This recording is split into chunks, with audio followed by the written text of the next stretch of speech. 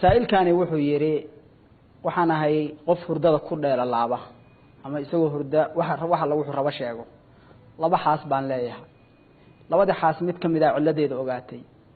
hameen barkiba inta ay kicisay tii kale iga furta reerkii maxaa dhaqan maxaa furan alxamdulillah horta qofka bini aadamka qaacida shariicadeena ficilki iyo qowlkiisa erayga iyo falka uu sameeyay loo qabanayo waa wuxuu qasad iyo ku talagal u sameeyo wixii qasad iyo ku talagal ka baxsan qabasho malaha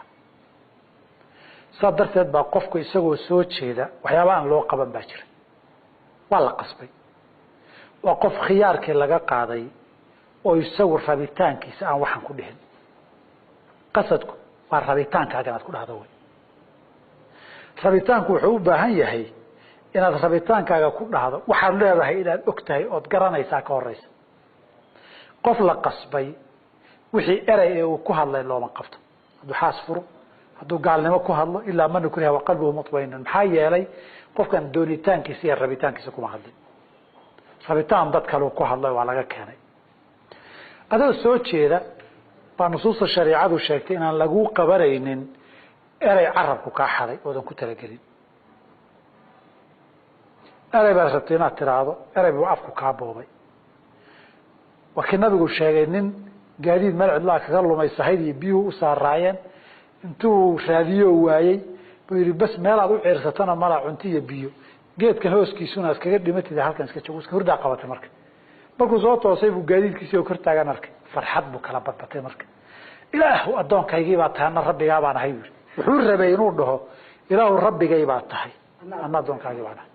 eraygii baa ka gadmaday farxaddii badnideeda ereygu waa gaalnimo looma qabanin waayo ereygan inuu yidhaahdo ma rabine erey kaluu rabay inuu dhaho afkaa ka boobay waxaa lamid ah fuqahadeenu baabu talaaq kaga hadlaan haddii laakiin ereygan wuu iga boobay sida aad u tiri si uu boobi kara afku waa inuu yahay ilaahu rabbigay baa tana adoonkaagii baan ahay way isdaba mari kartaa waxay dhahaan fuqahadeenu ka hadlaan nin baa wuxuu rabay inuu xaaskiisii u yeero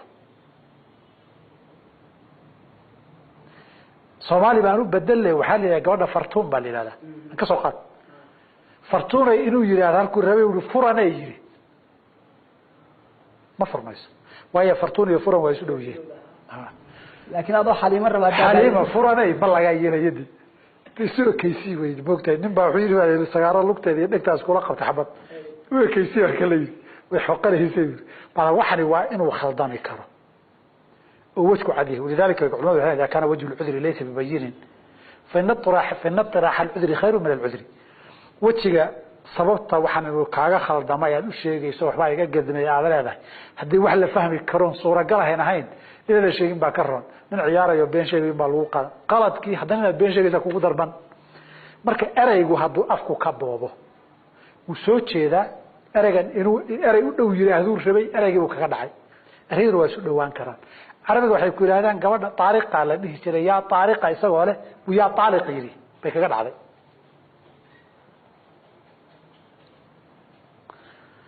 saas darteed erayga waayo ku talagal iyo rabitaan uma dhihin qof hurda rabitaan malaha mukallafna maaha wadaalika salaadii hurda kaaga tagtay dambi maaha hurda kaaga tagtay dambi maaha nabiga xaaskiisa ku soo dacway sallallahu alayhi wasallam xilliga nabiga hada rasuulka ilaahay dhowr arrin ku dacway waxa kamid ah salaada subax ninkan uma kaco ilaa qorax soo baxda ma karo hadan toosii xaata warweyshan baleysay wuxuu jiraa rasuulka waa runteed laakiin waxa laga rabitaankayga ma reer saan nahay hiddo waxaan u leenahay habeen hadaan seexano ilaa qorax tirkaaga kululaysa ma kici karno kaligeena ma aabahay baa waa adeerkayba ooga hiddo saan u nahay reer basaasan nahay ma kici karo yiri dawladda ku qoslay wuxuu yiraahdaa marka soo toosto qofka naaimka ah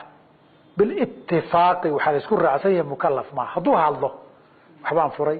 waan gaaloobay kanaan sameeyay dambi baan galay waxa soo dhax ka soo qaad malaha sadarda wax ka furan ma jiro qof hurdana wax kama furmaan hadii laga yeersiiyo haduu isagoo iskaga hadaa qaba qof hurda hadalkiisa wax ka soo qaad malo mukallafna maaha